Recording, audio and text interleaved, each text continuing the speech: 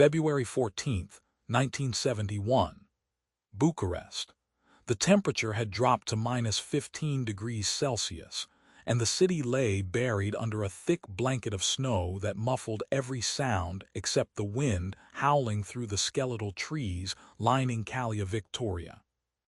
Inside the dimly lit rehearsal studio of the Romanian National Opera, Adriana Popescu stood before the bar, her breath visible in the inadequately heated room, watching her students struggle through their positions. She was 32 years old, with dark hair pulled back so tightly it made her temples ache, and eyes that had once sparkled with the joy of dance, but now carried the weight of a country where art had become a weapon of the state. That morning, Adriana had received a note slipped into her coat pocket at the market. Just 3 words in English. "He is lying." No signature, no explanation, but she knew immediately what it meant, even as her heart refused to accept it. The note referred to David Mitchell, the American cultural attaché she had been meeting in secret for 18 months, the man who had awakened something in her she thought the communist regime had killed years ago. Hope. Their relationship had begun innocently enough at a diplomatic reception in August 1969, where Adriana had been invited to demonstrate traditional Romanian folk dance. David had approached her afterward, speaking fluent Romanian with an American accent that made her smile despite herself.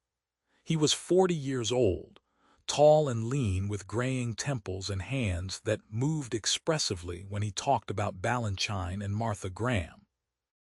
Within weeks, they were meeting in shadowed cafes, abandoned churches, and his apartment near the American embassy, always careful, always watching for the Securitate agents who monitored foreigners and their Romanian contacts. What Adriana had not known, what she could not have imagined as she fell in love with this gentle man who understood her passion for dance, was that David Mitchell was not simply a cultural attaché. He was a CIA operations officer running one of the most successful artist extraction networks in Eastern Europe. And she, Adriana Popescu, dedicated ballet instructor and loyal daughter of Romania, had been his unwitting asset for over a year. The 12 artists who had vanished from Bucharest's cultural scene, the choreographers and musicians who had simply disappeared one day, leaving behind only whispered rumors of defection, had all been identified through conversations with Adriana. She had mentioned them casually, innocently, during pillow talk and late-night discussions about who truly understood the soul of classical performance. She had described their frustrations with censorship, their dreams of performing in the West, their quiet desperation. And David had listened, memorized every detail, and passed their names to his handlers. Now, standing in the cold studio with that anonymous note burning in her pocket, Adriana felt the floor beneath her feet become unstable, as if the carefully constructed stage of her life was collapsing. She dismissed her students early, claiming illness, and walked through the frozen streets toward the small apartment she shared with her mother and younger brother, Mihai. The city looked different now, menacing. Every person on the street could be Securitate. Every shadow could hide betrayal. Mihai was 24 years old, a violinist with the Bucharest Philharmonic Orchestra, possessing a talent so pure that even the regime's cultural commissars had been forced to acknowledge it. He was Adriana's only sibling, her closest friend, and the one person in her life who still believed that beauty could exist without compromise.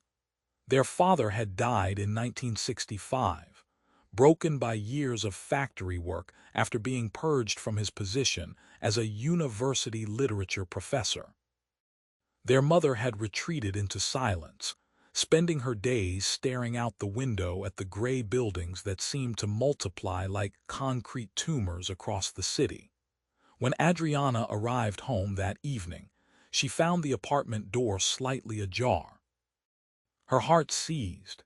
She pushed it open slowly, and the scene before her would replay in her nightmares for decades to come.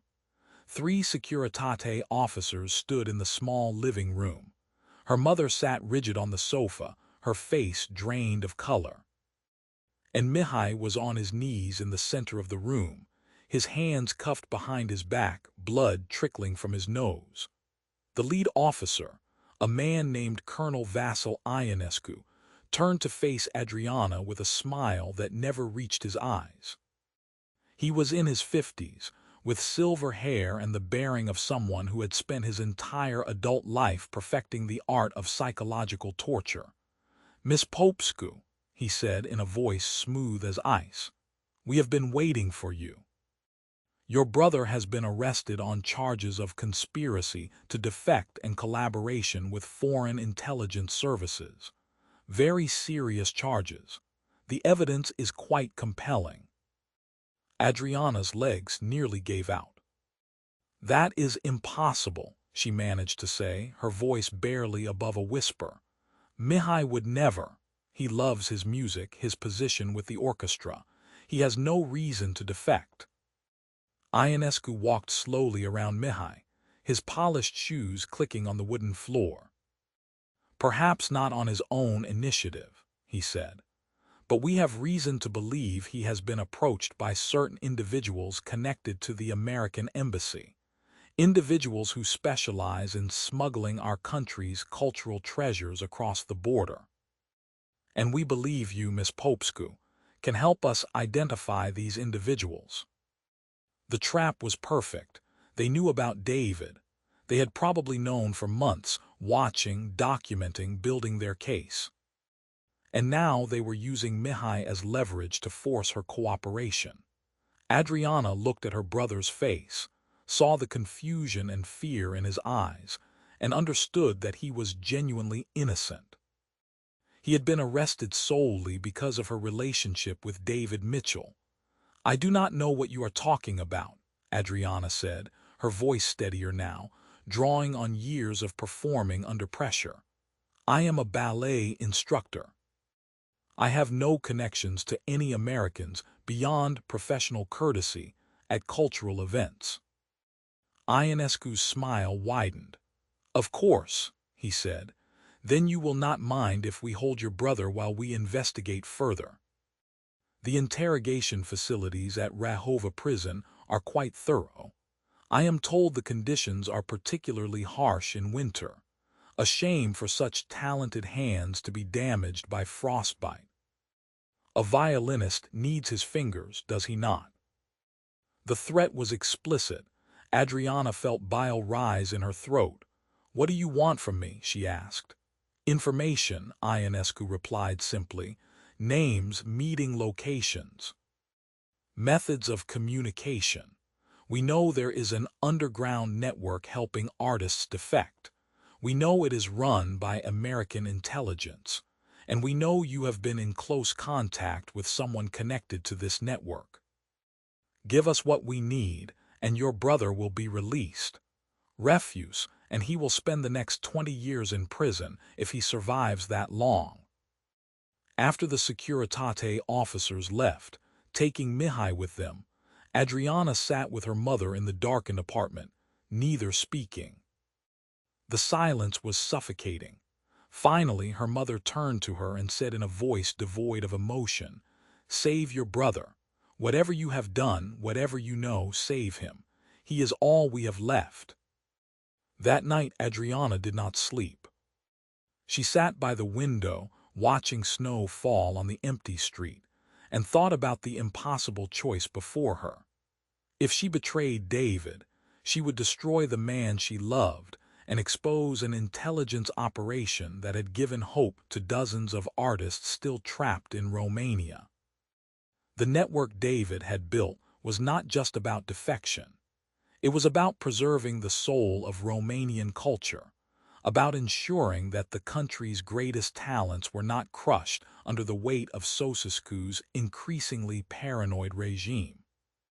Nicolae Ceaușescu had come to power in 1965, initially presenting himself as a reformer, a communist leader who would chart an independent course from Moscow. But by 1971, after his visit to North Korea and China, he had become enamored with the cult of personality and total control. His July theses, issued just months before, had declared a new cultural revolution in Romania, demanding that all art serve the state, that all creativity be channeled toward glorifying the regime. For artists like Adriana and Mihai, it was a death sentence to their souls. The 12 artists David had helped escape had included Maria Constantinescu, a choreographer who had been Adriana's mentor, a woman who had taught her that dance was a language that transcended politics.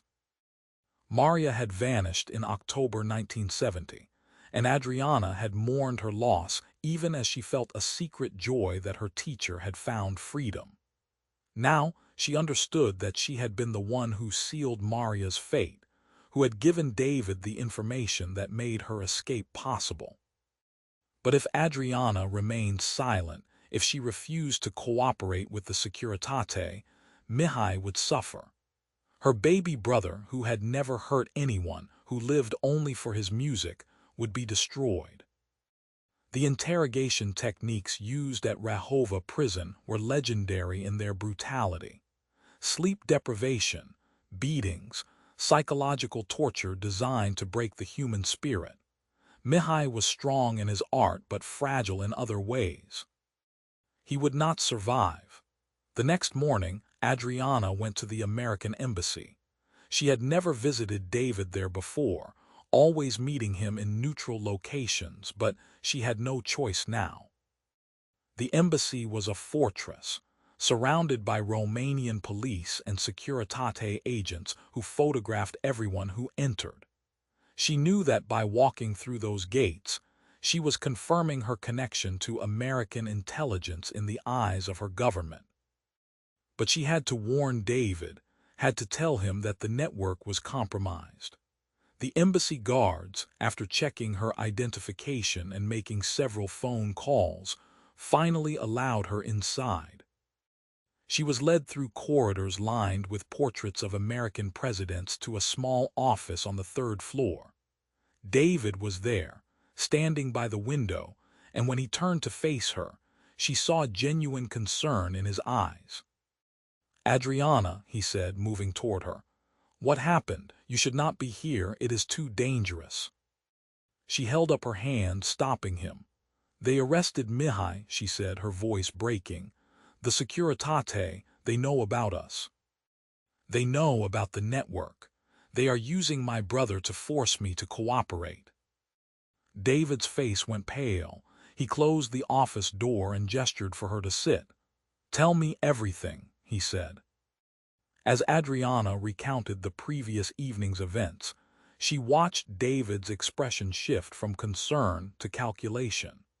This was the side of him she had never seen before, the intelligence officer assessing damage and planning responses. When she finished, he was silent for a long moment. "How much do they actually know?" he asked finally. "I do not know," Adriana admitted. "Ionescu implied they have been watching us for months. They know about the defections. They know Americans are involved. But I do not think they have identified you specifically, or they would have already declared you persona non grata and expelled you." David nodded slowly. "There are still 17 artists in the pipeline," he said, speaking more to himself than to her. "People who have been vetted, who are ready to move when the opportunity comes. If the network is exposed now, they will all be arrested.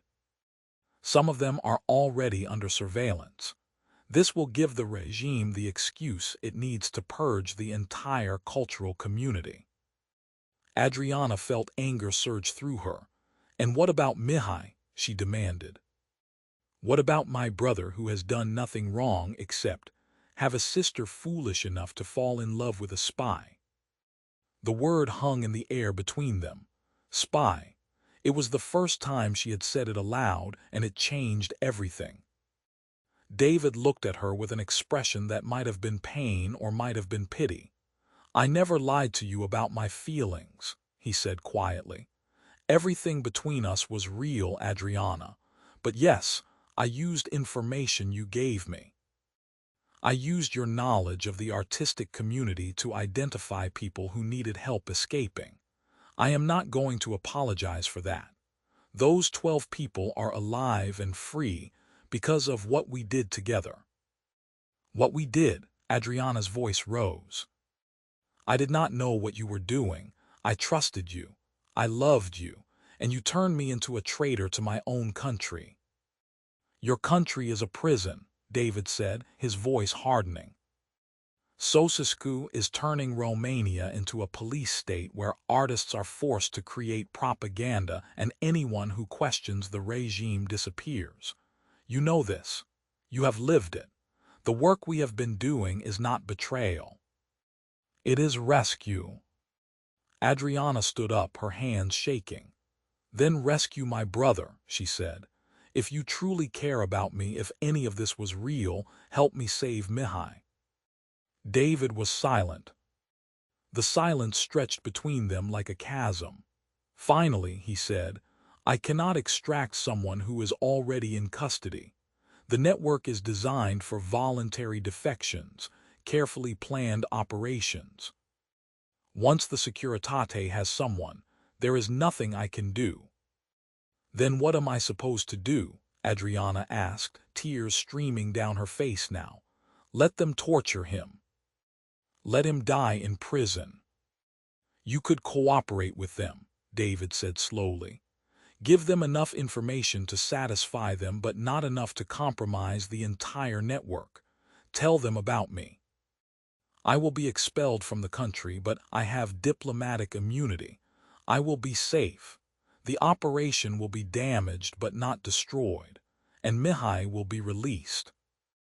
Adriana stared at him, unable to believe what she was hearing. "You want me to betray you?" "I want you to save your brother," David said.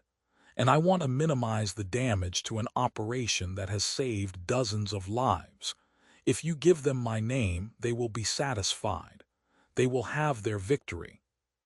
But the other officers in the network, the safe houses, the border contacts, all of that can be preserved if you are careful about what you reveal."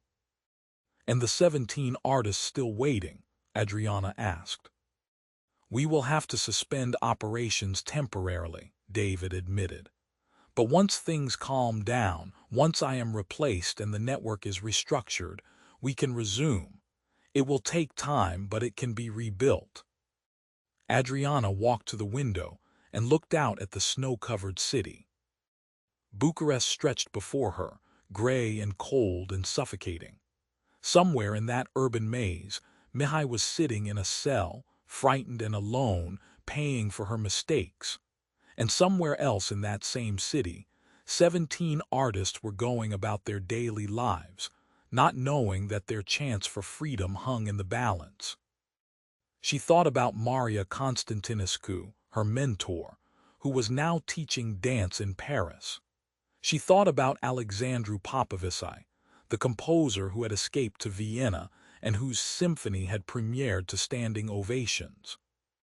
She thought about all the others who had been given a second chance at life because of the network David had built.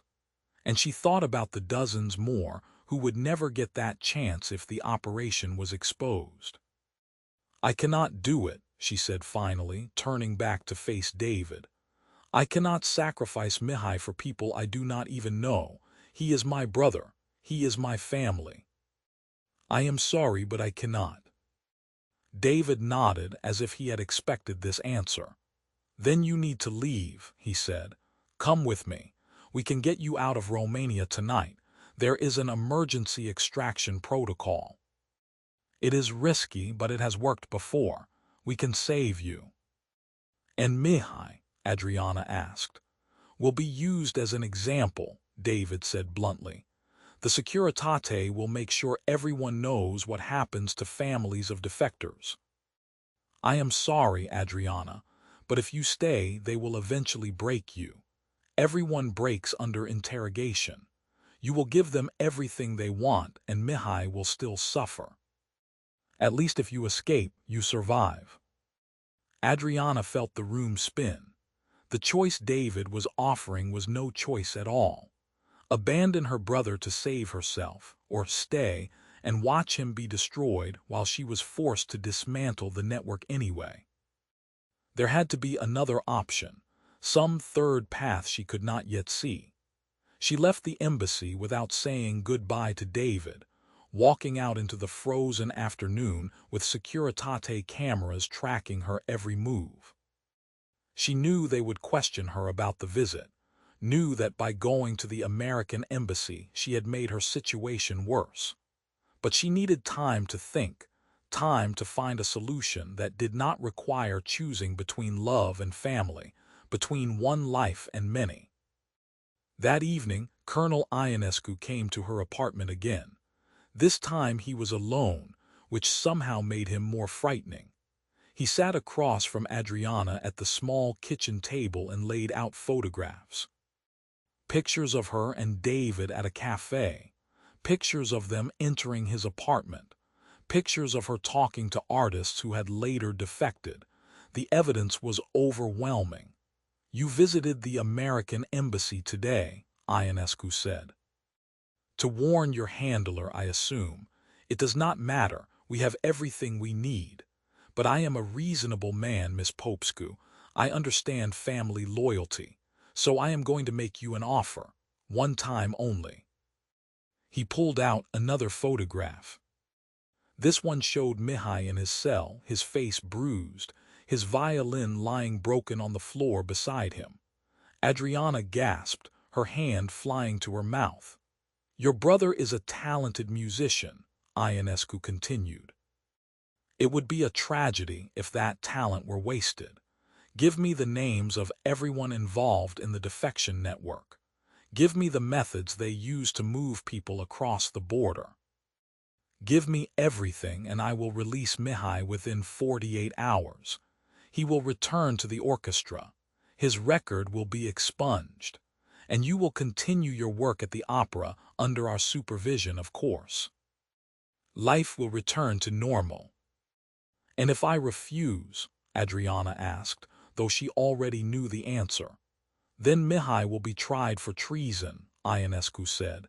"The evidence we have manufactured is quite convincing.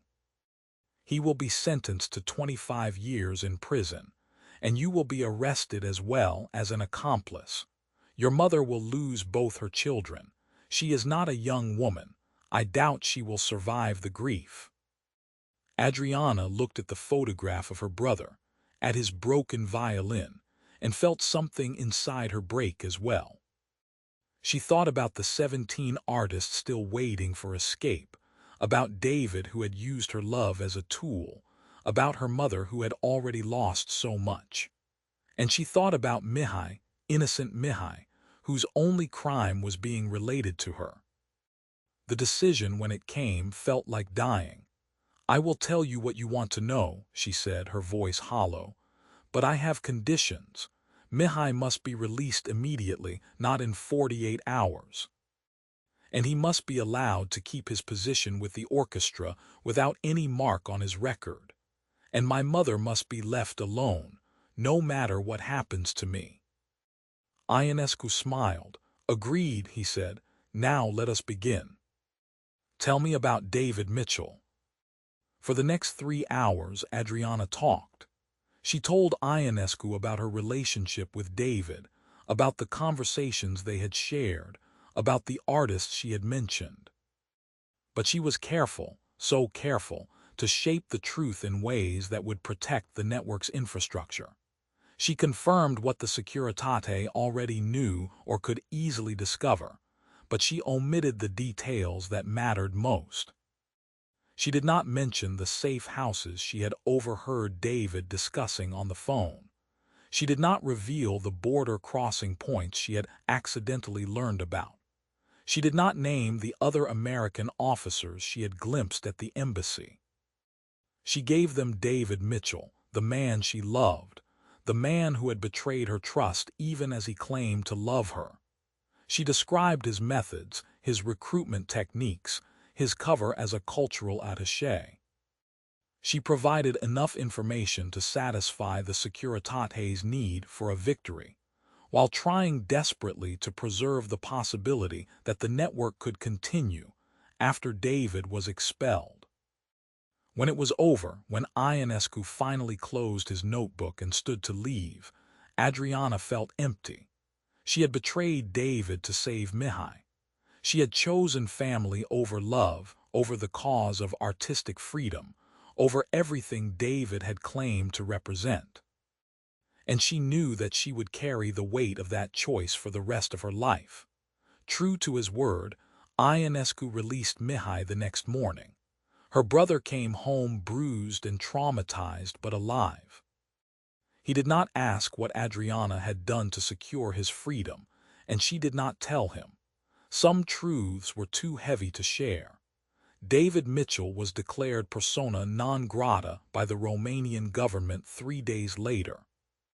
The official statement accused him of engaging in espionage activities incompatible with his diplomatic status.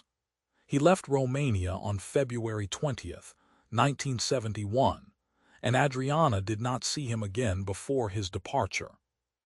She heard later, through channels she could not verify, that he had been reassigned to a desk job at CIA headquarters in Langley, his career in field operations effectively over. The 17 artists still in the pipeline were never extracted. Some of them disappeared into the prison system over the following months, arrested on various charges. Others learned to survive by compromising their art, creating the propaganda pieces the regime demanded. A few managed to escape years later through different networks, but their stories were not Adriana's to tell. Adriana continued teaching ballet at the Romanian National Opera for another 18 years, until the revolution of 1989 finally brought down Ceaușescu's regime. She never married, never had children, never allowed herself to love again. Her students remembered her as a demanding but brilliant instructor, someone who pushed them to achieve technical perfection, while somehow conveying that dance was about more than just steps and positions. They did not know that every time she taught a young dancer to leap, she was remembering the 12 artists who had escaped to freedom, and the 17 who had not. Mihai recovered from his ordeal and continued playing violin with the Bucharest Philharmonic until his retirement in 1995. He never spoke about his arrest, not even to Adriana, but she noticed that he never played with quite the same joy afterward. Something had been taken from him in that cell, some essential spark, and it never fully returned. The full extent of the CIA's artist extraction network in Romania was not revealed until decades later, when classified documents were finally declassified. The operation, code-named Cultural Bridge, had successfully extracted 43 artists from Romania, Hungary, and Czechoslovakia between 1968 and 1972. David Mitchell had been one of its most successful officers, responsible for more than a quarter of those extractions.